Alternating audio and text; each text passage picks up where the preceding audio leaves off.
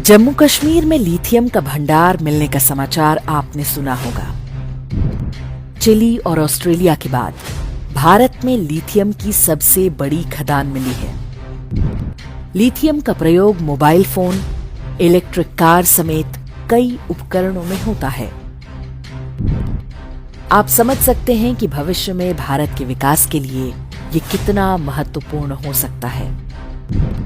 हर किसी को विश्वास है कि हमारी सरकार लिथियम के इस भंडार की सुरक्षा करेगी और ये किसी अन्य देश के हाथ नहीं लगेगा।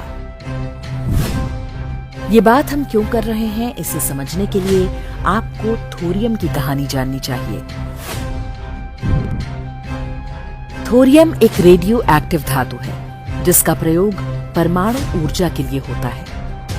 ऑस्ट्रेलिया, ब्राजील और भारत विश्व के सबसे बड़े थोरियम उत्पादक देश हैं। आंध्र प्रदेश, तमिलनाडु और ओडिशा के समुद्र तटीय क्षेत्र इसका भंडार है।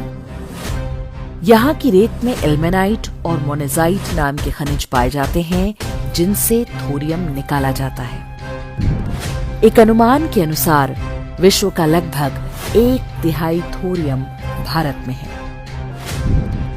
लगभग 70 वर्ष पहले महानतम वैज्ञानिक होमी जहांगीर भाभा ने थोरियम को भारत के भविष्य का परमाणु ईंधन बताया था।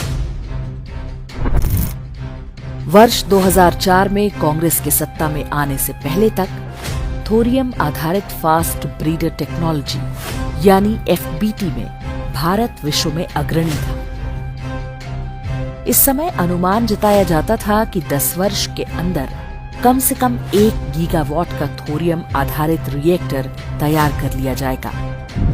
लेकिन तभी मनमोहन सिंह सरकार ने रहस्यमय ढंग से थोरियम प्रोजेक्ट को ठंडे बस्ते में डाल दिया।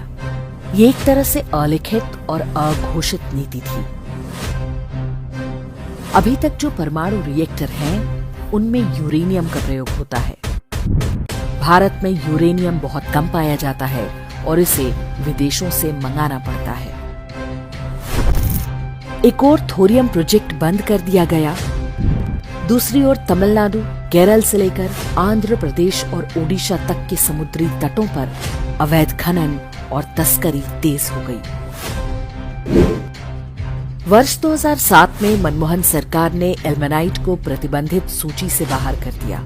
इसके बाद तो मानो लूट ही मच गई। ये बहुमूल्य खनिज तस्करी के माध्यम से विदेशों में भेजा जाने लगा। आरोप है कि सबसे ज्यादा थोरियम चीन पहुंचाया गया। इसके अनुसार जितना थोरियम भारत से बाहर पहुंचाया गया, उसका मूल्य 60 लाख करोड़ रुपए से अधिक है। कई मीडिया रिपोर्ट्स इस दावे को गलत बताती हैं। हालांकि अधिकांश में ये माना गया है कि तमिलनाडु के रास्ते भारी मात्रा में थोरियम की तस्करी हुई। हो सकता है कि यह मात्रा कुछ कम अधिक हो। भारत से चोरी के दम पर चीन आज थोरियम टेक्नोलॉजी का अग्रणी देश बन चुका है। वो थोरियम मोल्टेन सॉल्ट रिएक्टर यानी MSR भी विकसित कर रहा है।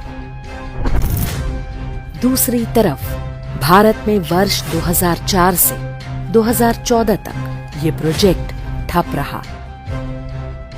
नरेंद्र मोदी सरकार बनने के बाद इसे दोबारा आरंभ किया गया। अब जाकर तमिलनाडु के कलपक्कम में पहला थोरियम आधारित रिएक्टर स्थापित किया जा रहा है। थोरियम घोटाले का ये विषय 2014 के लोकसभा चुनाव के समय भी उछला था, लेकिन तब तक बहुत देर हो चुकी थी। अब जब देश में लिथियम का भंडार मिला है, तो भी बहुत सतर्क रहने की आवश्यकता है। आश्चर्य नहीं कि अगले कुछ दिनों में जम्मू कश्मीर में पर्यावरण रक्षा के नाम पर नौटंकी आरंभ हो जाए।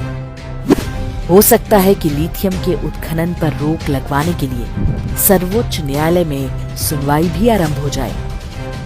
ऐसी देश विरोधी याचिकाओं पर सुनवाई के लिए हमारी न्यायपालिका सदैव उत्सुक रहती है। एक नागरिक के रूप में हमें सजग रहना होगा ताकि थोरियम वाला हाल लिथियम का भी ना हो जाए।